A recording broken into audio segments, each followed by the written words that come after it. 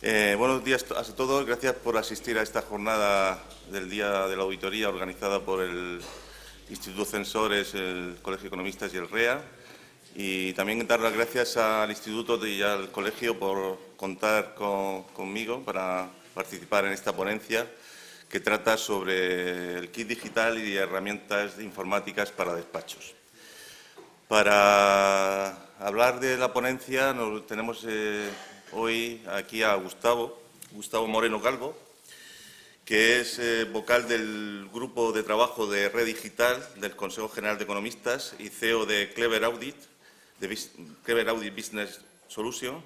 Es creador del primer software de auditoría de cuentas en España y tiene más de 20 años de experiencia implementando transformación digital en despachos profesionales ligados al sector de auditoría y a la administración concursal, y tanto a nivel nacional como internacional, y ha impartido numerosas ponencias y cursos en las distintas corporaciones, escribiendo también numerosos artículos relacionados con el tema, sobre todo en REA News.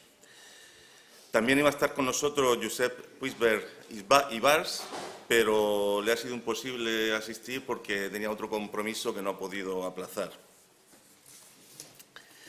Sin más dilación, Gustavo, te cedo la palabra para iniciar con la exposición, que va a intentar dar algunas respuestas a algunas preguntas que nos planteamos, como la de cómo beneficiarnos del kit digital, o cómo solicitarlo, o de qué herramientas disponemos ahora mismo los despachos para la transformación digital. Vale, gracias. Ante todo, reiterar otra vez nuestros agradecimientos, ¿no?, a lo que serían los organizadores del evento, en especial al Colegio de Economistas de Murcia y a su decano, pues por ofrecernos la oportunidad de acercar de dos entornos, dos sectores que caminan en paralelo desde hace ya mucho tiempo, como son el de la tecnología y el de la auditoría de cuentas, ¿no? Precisamente una de las grandes oportunidades, como bien comentaba Antonio, es el kit digital, ¿no?, el programa de Acelera Pyme, que nos ofrece o nos brinda la ocasión para seguir avanzando en este camino de la digitalización, que no es exigida por la normativa, pero que sí hay una exigencia clara, pues como comentaban hace un momento, ¿no?, por falta de recursos humanos, por falta a veces de personal en las firmas de auditoría, que implica que tengamos que tirar de otro tipo de recursos, como pueden ser tecnológicos o como pueden ser, en este caso, también recursos intelectuales, ¿no? Vamos a contextualizar un poco el mapa de actores intervinientes en el kit digital, ¿no? El programa Acelera Pyme nos brinda esta oportunidad en cuanto a tres actores principales, ¿no? Lo que sería el beneficiario, que es el que va a recibir o implantar, en este caso la firma de auditoría, la solución tecnológica; lo que sería el agente digitalizador, que es el proveedor informático, el que nos va a facilitar la herramienta informática; y hay un actor un poco secundario, que sería el representante, puede ser un representante voluntario legal, que es el encargado de tramitar la solicitud del bono para, pues, implantar este tipo de soluciones, ¿no? El representante que lleva este trámite de presentación de lo que sería la solicitud puede ser, y en numerosas ocasiones es, el propio agente digitalizador, ¿vale?, el propio proveedor informático. Vamos a hablar un poquito y contextualizar, ya entrando más en detalle en datos, sobre todo el primero de ello, el tema de los plazos. Ya hace casi un año que se aperturó la primera convocatoria para la presentación de solicitudes para las empresas. Veremos que se distribuyen en varios segmentos en función del número de trabajadores. Por lo tanto, este segmento 1 está a punto de caducar. Es decir, el 15 de marzo, en principio, ¿vale?, se acaba lo que es el plazo de presentación de estas solicitudes. Luego hay el segmento 2, categorizado, luego explicaremos un poco el número de trabajadores de cada segmento, que tendremos hasta el 20 de octubre. Lógicamente, se aperturó, pues, el 20 de octubre de 2022, tenemos hasta el 2023. Y en el tercer segmento, pues, o hasta que se acaben los fondos, ¿no? Los fondos destinados son al final 500 millones de euros. Lo que es el periodo de implantación de las soluciones se distribuye en dos fases. Una primera fase que constaría de 3 meses, ¿vale?, donde se implanta la solución y donde el 70% de ejecución de los trabajos debe quedar hecho. Y luego hay una segunda fase hasta llegar al año, que serían, pues, los siguientes meses restantes, para la finalización, ¿no? Las ayudas siempre se conceden por el orden de presentación de solicitudes. El importe máximo de lo que sería la subvención sería de 12.000 euros para las empresas ligadas, ahora lo veremos enseguida, al segmento 1, luego veremos para el resto de segmentos es de 6.000 euros y de 2.000 euros. Es decir, que es una ocasión realmente útil para que podamos avanzar en estos procesos de digitalización, ¿no? Estas ayudas están cubiertas por las ayudas de minimis. Luego explicaremos un poco qué consecuencias puede tener esto, ¿no? Muy importante, ¿no? Sobre todo cuando vamos a las firmas de auditoría, las empresas, y nos hablan del kit digital, ¿no? Pues voy a pedir el kit digital. A ver, el kit digital se puede pedir únicamente para soluciones nuevas, ¿vale? No sirve el kit digital para actualizaciones de programas que ya tengamos, para mantenimientos en curso que tengamos de aplicaciones. Para eso no están cubiertos este tipo de programa y subvención. Entonces, es muy importante tenerlo muy claro porque muchas veces, incluso nosotros mismos, ¿no?, como proveedores informáticos, de mira, quiero meter por el kit digital el mantenimiento anual del programa. No, ¿vale? Solo sirve para soluciones nuevas, ¿no? Está previsto en lo que es las normas reguladoras de lo que sería el programa. Como bien os comentaba hace un momento, tenemos 3 segmentos en función del número de trabajadores. El primer segmento es de 12.000 euros, hasta 12.000 euros, y comprende las pymes entre 10 y menos de 50 empleados, ¿vale? Entre 10 y 49 empleados. Segundo segmento de 6.000 euros, que conlleva entre 3 y menos de 10, entre 3 y 9. Y el último segmento para pymes o micropymes de entre 1 y 2 empleados, incluidos autónomos, ¿no? Aquí tenéis un poco las condiciones. Como no vamos muy bien de tiempo, os las voy a dejar al final. Son condiciones que se puede leer en el programa, ¿vale? Pero básicamente pues son las típicas que se tienen que cumplir para este tipo de subvenciones, ¿no? Ser una pequeña empresa, microempresa o autónomo, cumplir con los límites financieros, estar al corriente de pago en seguridad social, tesorería, etcétera. ¿Vale? Aquí las tenéis un poco sujetas. Y sobre todo el tema de las cuantías de minimis, ¿vale?, que ahora enseguida os explicaré.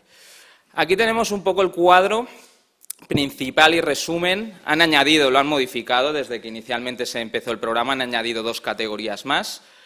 Tenéis distribuidas qué puedo pedir en el kit digital. Podéis pedir cualquiera de las soluciones, cualquiera de los aplicativos que se incluyan en una de estas 12 categorías. Inicialmente eran 10, han puesto las 2 últimas.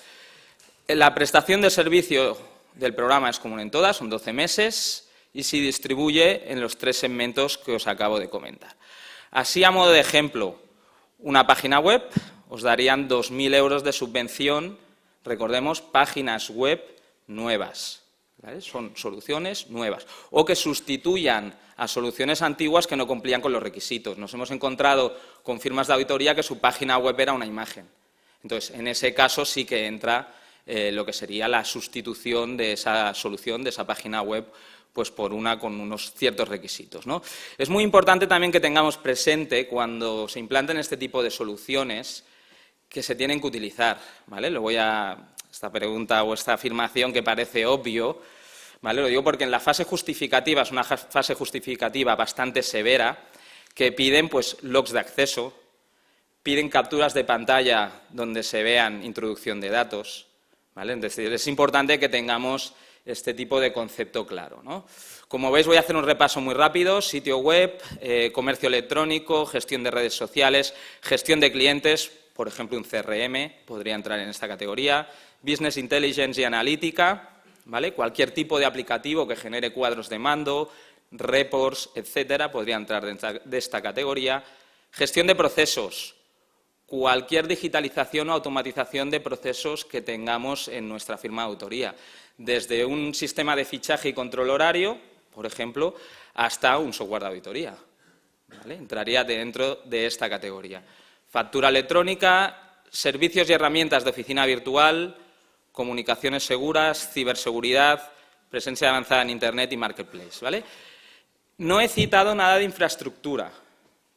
No se incluye dentro del programa de digitalización la infraestructura, un servidor, cambio de servidor, estructura de redes, es decir, todo lo que informáticamente o tecnológicamente se llama hardware no entra dentro de la subvención, ¿vale? Es muy importante también tener este concepto claro porque a veces no se tiene. Los que os comentaba hace un momento en el tema de la solicitud o la solicitud de documentación para la presentación de la justificación de la subvención. Piden logs de acceso. Es decir, es muy importante que desde el momento que se implanta la solución se utilice. Entremos al aplicativo, los usuarios lo utilicen, además piden log de acceso por usuario. El log de acceso es el registro de entradas al aplicativo. Piden capturas de pantalla.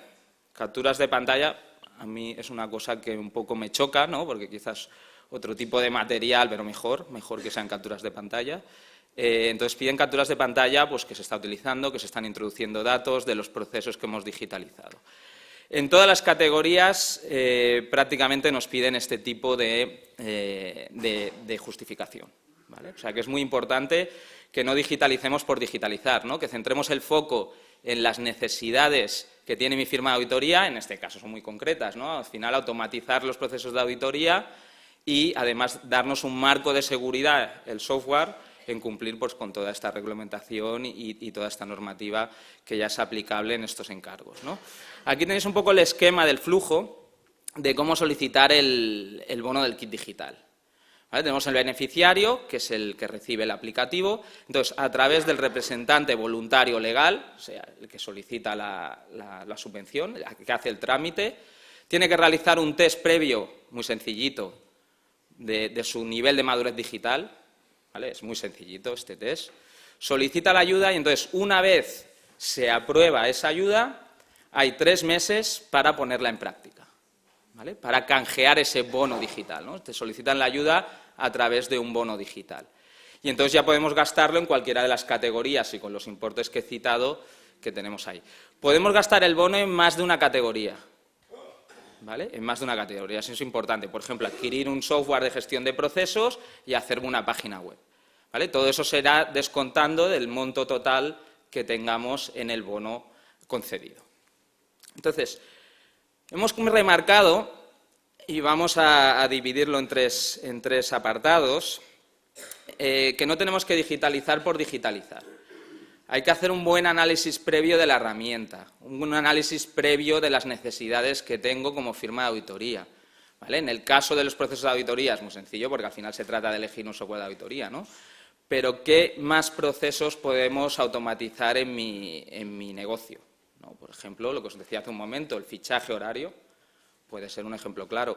Una gestión documental puede ser otro tipo de ejemplo claro, ¿no? Es muy importante que este análisis previo lo hagamos en base a lo que le hemos denominado criterios TES, ¿vale? Técnicos, económicos y de seguridad, ¿vale? Es muy importante que hagamos este análisis. Y la combinación de los tres, o sea, no basta solo el factor económico, ¿vale? Hay que ver pues, si el aplicativo tiene un rendimiento elevado, si es fácil de utilizar, si puedo conectar con ese aplicativo desde cualquier lugar, ¿no? Esos serían los criterios, ejemplos de criterios técnicos, ¿no? Económicos, costes, básicamente, ¿no? Y seguridad, que no haya grandes riesgos, ya que hablamos de riesgos, ¿no? Luego hablaremos de riesgos tecnológicos de TI, ¿no? Que no haya riesgos de pérdida de información, que no haya riesgos cuando yo pierdo una copia de seguridad, cuánto tiempo tardo en volver a estar en el estado inicial a la pérdida de esa información. Incluso son riesgos que pueden derivar, ya que hablamos de auditoría, en AMRAs, ¿no? Un riesgo de pérdida de información puede ser un AMRA porque al final, si esa puesta en marcha de la información me deriva en que el negocio no pueda continuar funcionando, he perdido los datos de los clientes, he perdido cualquier tipo de dato muy sensible, puede poner en riesgo la continuidad del negocio, ¿vale? Entonces es muy importante que estos 3 criterios estén combinados. Lo que os hablaba hace un momento, y han hablado también en la anterior ponencia, ¿no? El tema de los riesgos de tecnología de la información, ¿no? El uso de entornos informatizados implica que aparezcan nuevos riesgos, ¿no? Hay 2 riesgos que siempre están, ¿no? La falta de personal, como bien ha comentado Chema antes, y lo que serían los riesgos tecnológicos, ¿no? La 315 revisada hace incidencia muy claramente a lo que serían este tipo de riesgos, ¿no? Si no recuerdo mal, lo miramos para una ponencia a modo de curiosidad, eran 90 y pico referencias a la palabra automatización y 400 y algo referencias a la palabra tecnologías de la información. Todo eso en la 315 revisada, ¿vale? Entonces, es claramente un tema a tener muy en cuenta, ¿no? Este tipo de riesgos tecnológicos se dividen o se podrían dividir en 4 grandes categorías, ¿no? Aplicaciones, bases de datos, sistema operativo y red. No sirve de nada controlar solo los aplicativos si imaginaos que tenemos la base de datos de la cual trabajan esos aplicativos abierta, sin sistemas de seguridad. Tenemos un riesgo. No sirve de nada que nuestros aplicativos y nuestra base de datos sea segura si nuestro sistema operativo y nuestra red, ¿vale?, nuestro Windows y nuestra red no está lo suficientemente protegida. ¿Vale? Entonces, tiene que también ser una combinación de estas 4 categorías, ¿no? Aquí tenéis un poco ejemplos de posibles riesgos TI. Podríamos hacer una charla, no tenemos tiempo, solo de riesgos TI ante la gran incipiente que hay, ¿no? Como bien comentaban, ¿qué considera un riesgo, ¿no? Aquel que tiene alta probabilidad y alto impacto que se produzca, ¿no? Al final un riesgo puede ser todo, ¿no? Pero hay que medir al final pues, la probabilidad y el impacto de la ocurrencia de ese riesgo, ¿no?, en mis procesos de trabajo. Vamos a hablar ahora, vamos a dar 4 pinceladas, porque hay muchísimas, de posibles herramientas para una firma de auditoría, que se podrían aplicar en una firma de auditoría, ¿vale? Luego hablaremos en concreto de un software de auditoría, ¿vale? Ahora vamos a centrarnos en posibles aplicativos. Lo que es claro es que el reglamento, en el artículo 67, no es el 69, luego hablaremos de él, nos habla ya de la obligación, aquí sí, de llevar un archivo electrónico. Nos habla ya de la obligación de llevar un archivo electrónico. ¿Qué implica esto? Pues lo que estamos comentando. Riesgos tecnológicos, ¿vale? Ya incipientes, ¿no?, colaterales. Esto implica que nuestra documentación ya la tengamos que tener digitalizada. Afortunadamente, ya las firmas están concienciadas de ello, ¿vale? Afortunadamente. Tenemos aquí herramientas de digitalización, os hemos puesto algunos ejemplos, algunas gratuitas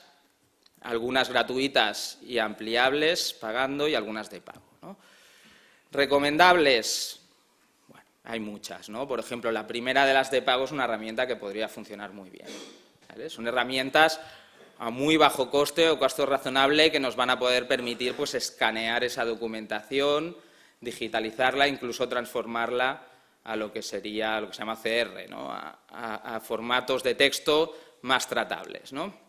Esta documentación es bueno tenerla organizada en un software de auditoría que trabaje en la nube o en un gestor documental. Los gestores documentales, al final, tienen grandes ventajas. Por ejemplo, utilizar un gestor documental para comunicarnos con la auditada o para comunicarnos con empresas nos facilita que el correo electrónico no se sobrecargue, ¿vale? Imaginaos, por ejemplo, en el sector de la administración concursal, un despacho que lleve, o en el de la auditoría, ¿vale?, también podría servir, pero que lleve cientos de concursos, cientos de firmas de auditoría, toda la comunicación, el flujo de comunicación que se produce en los correos electrónicos, si vais con un logbook muchas veces sabéis qué puede pasar, ¿no? Pues que se sobrecarga, falla, etcétera, ¿no? Se localiza muy fácilmente la información si la tengo digitalizada. La comunicación es más segura, facilita el envío y, sobre todo, permite también pues, definir niveles de acceso a esa documentación, ¿no? Así también paliamos los efectos que puedan tener posibles riesgos de seguridad, ¿no? Aquí tenéis algunos. Vale, herramientas de compilación. Casi no voy a entrar, en que es el tema estrella, junto a la NIA 315, pero hay aquí ciertos procedimientos que podemos hacer para un compilado, ¿no? Si tenemos un software de auditoría, pues lo normal es que cuando aprietas un botón te compile todo el trabajo hecho, siempre siguiendo pues, este tipo de pasos, ¿no? Este podría ser un procedimiento válido para realizar el compilado, ¿no? Es decir, juntar toda la documentación, hacer un índice, comprimirlo, generar una huella hash que identifique unequívocamente ese compilado, ¿vale? Y luego pues, firmar digitalmente esa huella hash. No es objeto de esta ponencia, pero es una herramienta que las firmas de auditoría pues, tendrían que tener, ¿no? Hay algunas herramientas. Lo que os comentaba, ¿no? El tema de la gestión del control horario, que como sabéis es de obligado cumplimiento. Es muy importante que cuando elijamos la herramienta de control horario cumpla y respete la privacidad del empleado, ¿vale? En ciertas ocasiones, incluso han habido problemas, de ciertas empresas que han instalado los controles horarios en dispositivos de sus empleados sin que el propio empleado tenga el conocimiento, no de que está instalado el aplicativo, eso sí, pero de que lo están geolocalizando, ¿vale? Hay que tener una firma del empleado de que se informa de que se está geolocalizando solo en el momento del fichaje. Eso es como que tiene que funcionar una buena aplicación de control horario, solo geolocalizar en el momento de fichaje, ¿vale? Ahora podríamos entrar en otro debate, ¿no?, de si nos espían por los móviles, si no, etcétera, ¿no? Es muy importante, si una aplicación está bien hecha, solo tiene que geolocalizarte en el momento que se utiliza. Aquí tenéis alguna serie de herramientas. Otro tipo de herramientas que afortunadamente, una de las pocas cosas, si es que hay alguna positiva, que nos ha traído la pandemia, es que ha acelerado el tema del teletrabajo, reuniones online. No significa que antes no existiera, sino que lo ha acelerado, ¿no? Aquí tenéis algunas herramientas que sin darnos cuenta ya estamos utilizando en el día a diario, ¿no? Pues de herramientas de comunicación, de teletrabajo. Muchas de ellas ya llevan incorporadas la gestión de tareas implícitamente, los tiempos que has pasado reunido, ¿no? Al final también facilitan el medir los trabajos de las firmas de auditoría, ¿no? Son herramientas que no solo hacen comunicación, sino que además pues, permiten también medir el control de tiempos, ¿no? Otro punto que nos introduce el reglamento, ligado al archivo electrónico, ¿no? Deber de conservación y custodia, artículo 72, muy ligado al deber que tenemos de salvaguardar y conservar la documentación, el archivo electrónico que hace un momento citábamos, ¿no? No solo conservarlo, sino asegurar, mediante controles, que esa documentación es íntegra, que se puede recuperar dado el momento, ¿no? Que se puede reejecutar, ¿no? Como hablábamos antes, ¿no? Sobre todo también reducir el riesgo de pérdida de esa información, ¿no? Un buen sistema o un buen control de copias de seguridad tiene que ser capaz de eso, garantizar la accesibilidad y, sobre todo, también un sistema de autorizaciones, ¿no? En el tema de las copias de seguridad, es muy importante que tengamos presente que el aplicativo que utilicemos de copia de seguridad no se trata de solo copiar los datos y ya está, no. Se tiene que copiar la información, los datos, las aplicaciones, la configuración y las claves, ¿vale? Un ejemplo muy sencillo. De nada me sirve que yo tenga una copia de seguridad de mis datos si luego no tengo una copia de seguridad de la aplicación que los puede abrir. O voy más allá. Tengo una copia de seguridad de los datos, tengo una copia de seguridad de la aplicación, pero luego no tengo las claves para entrar a la aplicación, ¿vale? Son ejemplos sencillos de que pues, ilustran un poco la necesidad de tener que hacer la copia de seguridad completa, ¿no? de estos 4 puntos. En el tema de las copias de seguridad, cuando establecemos los controles, incido mucho en esto porque al final es un artículo también del reglamento, ¿vale? El 72. Hay que tener muy claro en la periodicidad en que se hacen las copias, el tipo de copias, el almacenamiento, ¿vale? Si guardamos la copia en un lugar distinto, bueno, debemos guardar la copia en un lugar distinto, ahora hablaremos de ello, cuánto tiempo retengo la copia, procedimiento de generación de la copia de seguridad y el procedimiento de recuperación, muy importante, tanto como el de generación, ¿vale? Tanto como el de generación. Lo que comentábamos hace un momento, la gestión de copias de seguridad tiene que ser rutinaria, hay que establecer unos controles con una periodicidad y, muy importante, en un lugar, al menos una de ellas, distinto al que contiene la información original. Esto que puede resultar obvio ahora, imaginaos que os entran, o se os quema el despacho, o os entran a robar, ¿vale? No sean tan extremistas. Os entran a robar la documentación, os roban los discos duros, os roban los ordenadores, que tengáis esa copia de seguridad en un lugar distinto, ¿vale? En el caso de que hubiera pérdida o deterioro de esa documentación, de esa información, ¿vale? Nos lo dice el artículo 30, ¿vale? Se tiene que comunicar al ICAC en un plazo de 15 días hábiles a contar desde el momento en que se produjo o se tuvo conocimiento de la pérdida de esta información, ¿vale? Es muy importante también tener esto. Un poco ligado, y lo he querido introducir aquí, aunque no es un aplicativo, ¿no? Porque es una pregunta que nos hacen mucho. ¿En la nube o no en la nube? Ya no hablo de las copias, sino el trabajo, ¿no? Pues es una de las preguntas más complicadas de responder. Depende. Y depende y mucho del tipo de infraestructura, del tipo de firma, del tipo de trabajos. Lo mejor, como sucede en estas vicisitudes, ¿no? Que cuesta mucho decidir, lo mejor son los modelos híbridos, porque cogen un poco de cada tema, ¿no? Lo mejor siempre o lo más recomendable es que la información sea propiedad de la propia firma de auditoría. ¿vale? Yo no, si estoy trabajando íntegramente en la nube, estoy en manos totalmente del proveedor informático.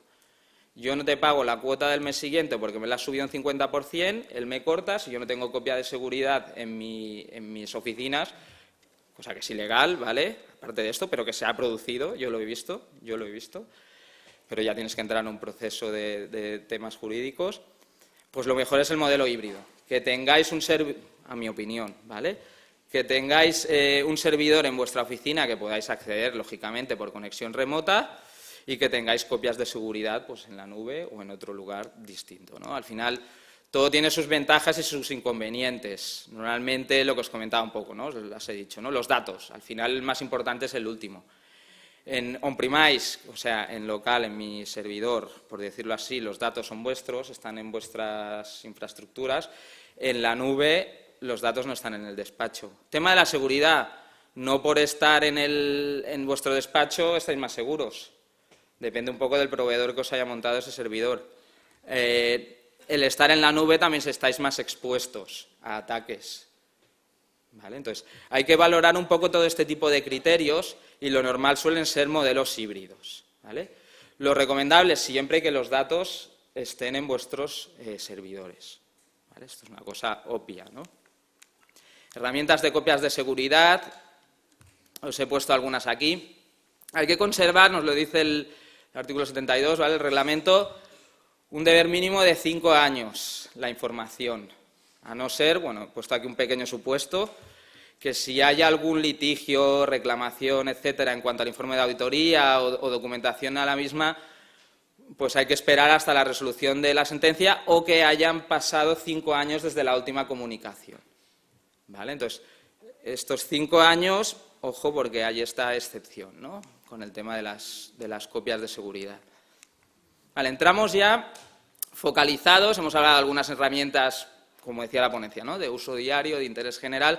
Vamos a focalizarnos ya en herramientas propiamente para la realización del proceso de auditoría, ¿no?, realización de nuestros encargos y llevar a cabo los procedimientos de auditoría que nos exigen pues, las normativas, ¿no? Me voy a ir basando un poco en la 3.15 revisada, ¿vale? Siempre habla de se pueden, podrán, etcétera, ¿vale? Es decir, no hay una obligación, aunque sí hay una citación, os lo decía antes, el gran número de cantidad de referencias que nos dice dicha norma, ¿no? Pues aquí en concreto, ¿no? Los procedimientos analíticos se pueden aplicar utilizando herramientas y técnicas que pueden ser automatizadas. Por ejemplo, yo introduciendo el diario contable y el modelo sectorial, el aplicativo informático, pues me puede generar de forma automática, a falta lógicamente de revisión y conclusión del propio auditor, de la firma de auditoría, balance y cuenta de explotación, esto es obvio. Vencimiento medio de cobro o pago, ¿vale? El cálculo de los aplazamientos, el periodo medio de pago o de cobro, ¿no? Es una cosa que sin automatizar prácticamente resulta, pues, no imposible, pero muy tediosa, ¿no? Evolutivas, informes de ratios, KPIs, por ejemplo, dos ejemplos de ratios, ¿no? El índice Z o el índice M, ¿vale? Son dos ratios, el índice Z o Allman o el índice AMAT, en algunos sitios también se llama, ¿no? Mide la predicción de insolvencia y el índice M mide lo que sería, es un modelo americano no tan conocido, no suele ser tan conocido, que mide o puede medir el fraude en cuanto a la manipulación de los ingresos, ¿vale? Son dos herramientas automatizadas que podemos aplicar en nuestros procedimientos o realización de los encargos, ¿no? Otro punto de la 3.15, el apartado 160, que nos habla de que podemos hacer controles sobre los asientos en el diario. ¿Vale? Pues imaginaos un aplicativo, imaginaos, ¿no? Existe, ¿vale? Aplicativo que es capaz de recoger el diario contable de la compañía, agruparlo por tipo de operación y mediante reconocimiento de patrones, inteligencia artificial, como le queráis llamar, ¿vale? El reconocimiento de patrones es una parte de la inteligencia artificial, es capaz de detectarnos aquellos asientos que siguen unos ciertos patrones. Claro, aquí siempre estamos hablando de que este tipo de operaciones se está realizando sobre el 100% de las transacciones. ¿vale? Estamos obviando ya lo que es el tema del muestreo, que lógicamente se tiene que aplicar, pero bueno, tenemos una base, un punto de partida que los aplicativos son capaces de autoauditar, de revisar, a falta de la conclusión, lógicamente, y el juicio del auditor, pues este tipo de operaciones, ¿no? Por ejemplo, otro punto focalizado que podríamos automatizar, quizás se hace más, ¿no? Y se suele un ranking de clientes, ¿vale? Nos dice en el apartado 57 la NIA que tenemos que pues, revisar la estructura organizativa sobre las personas con las que se hacen los negocios, ¿vale? Proveedores, clientes, etcétera. Herramientas de detección de fraude, ¿vale? Hace mucha incidencia, incluso la 240 incluye requerimientos y orientaciones adicionales a lo que es el fraude, ¿no? La NIA 315 en este apartado nos habla, ¿no? ¿Qué es el fraude? El acto intencional, ¿no? Que decíamos, ¿no?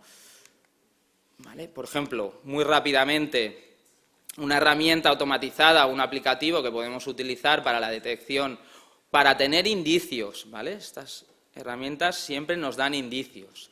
Debe ser el auditor luego a su juicio que debe revisar. Lo que sería la ley de Benford o el test de Benford. Esta ley mide la ocurrencia, es una ley curiosa, pues se cumple, pues es una ley estadística, que delante de una distribución de números, por ejemplo, un diario que tiene importes, los que empiezan por 1 tienen más probabilidad de ocurrencia que los que empiezan por 2, y así sucesivamente, ¿vale? Entonces, si alguien manipula esos importes manualmente, pues habrá anomalías aquí en lo que sería el Benford. Conciliación automática, ¿vale? Podemos hacer una conciliación automática, herramientas que nos hagan punteos para determinar el saldo vivo. Por ejemplo, herramientas que midan los outsiders, por ejemplo, para la valoración del riesgo de incorrección material de la exactitud de la cifra de ventas, ¿no? Si son cuotas, tenemos una empresa que tiene cuotas y en alguno de esos meses hay una desviación grande, medimos los outsiders, al final estamos estratificando, ¿no? Al final, ya para concluir, y un poco para concienciar, aunque afortunadamente pues, ya vamos viendo que los despachos están más introducidos en lo que es la digitalización, se trata de salir de la zona de confort, ¿vale? Hay unas exigencias de calidad, normativas, hay que mejorar nuestros estándares, entonces se trata de aplicar procedimientos digitalizados, ¿no? Al final el reglamento un poco también nos obliga a la elaboración de este archivo electrónico, como bien sabéis la compilación, todas las exigencias normativas de calidad, no solo normativas, ¿no? Porque hay que ganar en calidad, estandarizar nuestros encargos, pues implican que tengamos que llevar a cabo esta digitalización y el kit digital pues es un impulso para llevar a cabo esto, ¿no? El sector de la auditoría ha cambiado, como veis aquí ya lo sabemos, y nosotros debemos hacerlo. Ya para concluir, una pequeña reflexión ligada a esta idea, ¿no? Son 2 fotos, son del mismo lugar, ¿vale? De la Quinta Avenida de Nueva York. La primera ya de 1900, la segunda de 1913. En la primera, todos son carruajes menos uno, un automóvil, ¿no? 13 años después, todo automóviles, ¿vale? No solo hemos cambiado la herramienta, sino todo lo que ello conlleva, ¿no? El hecho de tener automóviles, normas de circulación, gasolineras, señales de tráfico. Es decir, cuando hacemos la implantación de una nueva herramienta en un despacho, no solo tenemos que centrarnos en el cambio de la herramienta, sino en todo lo que hay detrás, formar al personal humano, salir de la zona de confort. Entonces, aprovechemos estos programas como hay el kit digital para avanzar en esta digitalización.